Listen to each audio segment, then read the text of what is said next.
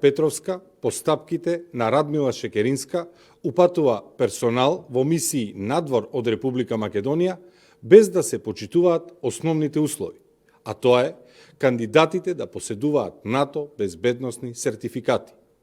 На мисии се праќаат официри без да ги исполнуваат потребните услови, само ако се во врска со политичкиот врв.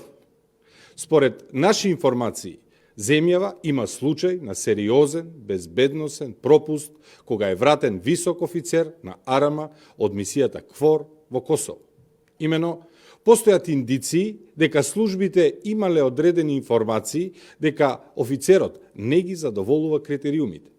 Сепак, по одредено политичко влијание од поранешни политичари со потекло од истото село од кое потекнува и тој, село Муртино, Струмичко, офицерот без безбедносен сертификат заминал на мисија. Ова не е прв пат да се направи ваков безбедносен пропуст.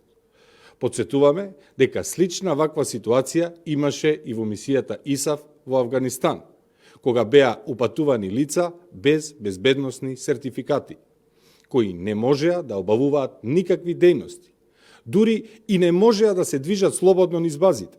О најновиот скандал, посебно поминати 5 месеци во мисија, офицерот по налог на НАТО беше приморан да се врати пред време. Но се поставува прашање, кој ќе ја превземе одговорноста за направена штета на буџетот во висина од 50.000 евра по основ на плати, логистички трошоци и административни трошоци. Без поседување на сертификат, нашиот офицер во базата во Косово не можел да извршува никакви задачи. Тоа значи дека 5 месеци само спортувал и одмарал без да има пристап до било какви информации и активности.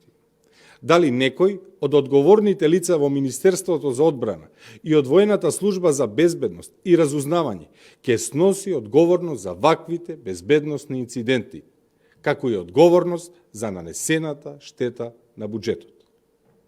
Ви благодарам. Прашања?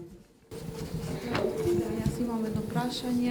Вчера се објави нова одлука од страна на председателот на државата Стево Пендаровски за помилувања, некои подполни помилувања, некои делумно помилувања. Кој е вашиот став прво за одлуката и после и за имињата кои се наоѓа во оваа одлука? Така е. Единствено што би можел да ви кажам дека очекуваме неселективност во одлучувањето на Пендаровски.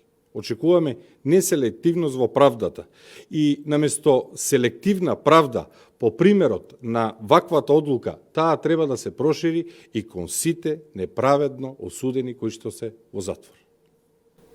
Овде мислите за осудените за 27 април? Да.